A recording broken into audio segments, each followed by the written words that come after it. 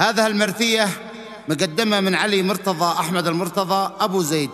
وعبده مرتضى أبو شريف، وثائر مرتضى أبو ثائر، وعبد الله مرتضى أبو عقيل، وبدر مرتضى أبو حسين، ومن ابن عمهم الغالي طه المرتضى، وفارس المرتضى من أهالي محافظة حجة مديرية وشحة منطقة السلقة، ويعزون فيها أنفسهم وكافة آل المرتضى برحيل والدهم المرحوم مرتضى أحمد المرتضى رحمة الله تغشاه وأسكنه الله فسيح جناته، الذي توفاه الأجل في عام 2022 شهر 1 يوم 22.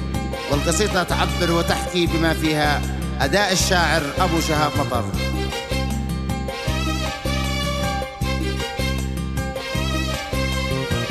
بسم الله أدعيك يا رحماني وانت المجيب،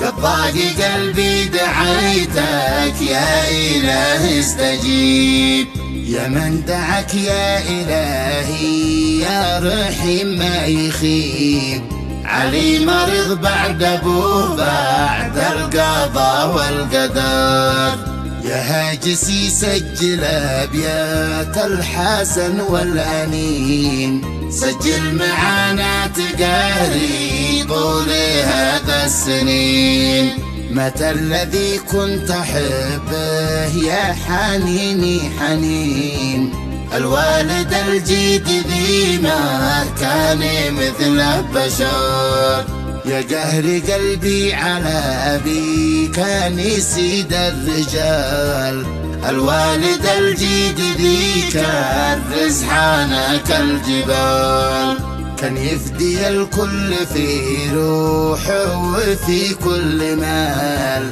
كان السخي والوفي في كل موقف حضار، الفاجعة وسط قلبي حين بما تمات، والحزن في وسط قلبي والكبد والرياد، ذي كان معروف عند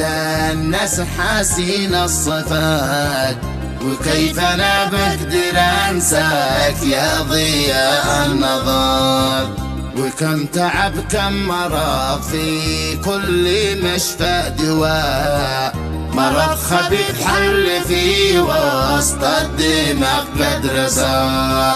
وكم علاجت وطبا والدي ما هدى،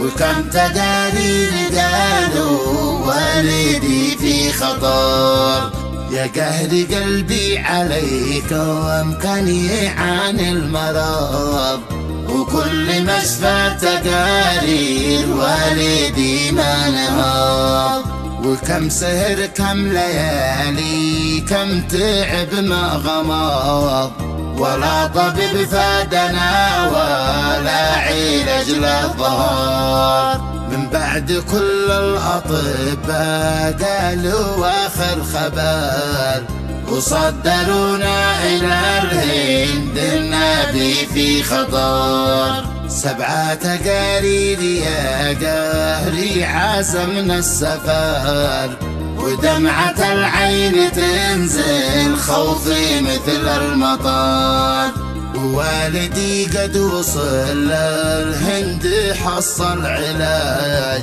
واحنا فرحنا لانه نورنا والسراج، وعاد فينا الامل في الهند والابتهاج،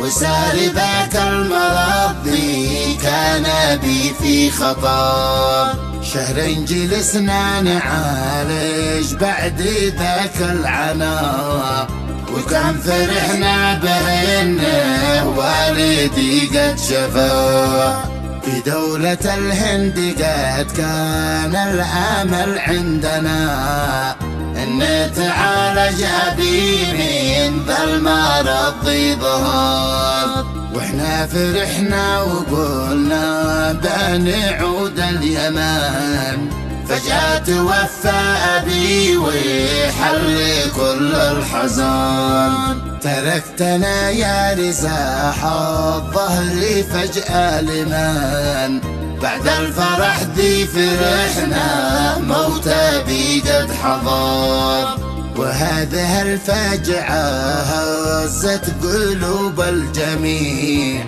وضاق قلبي وضاق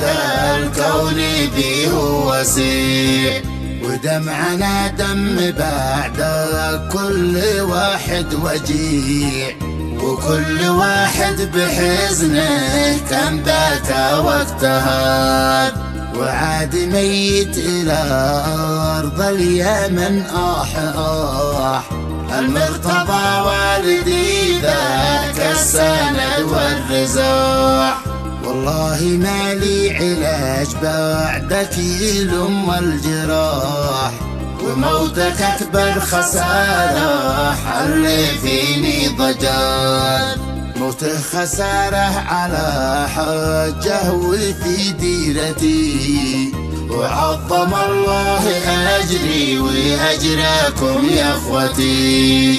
وعزي الوالدة وكلهم أسرتي، وكل من حب بي في علمي ذاك القدر.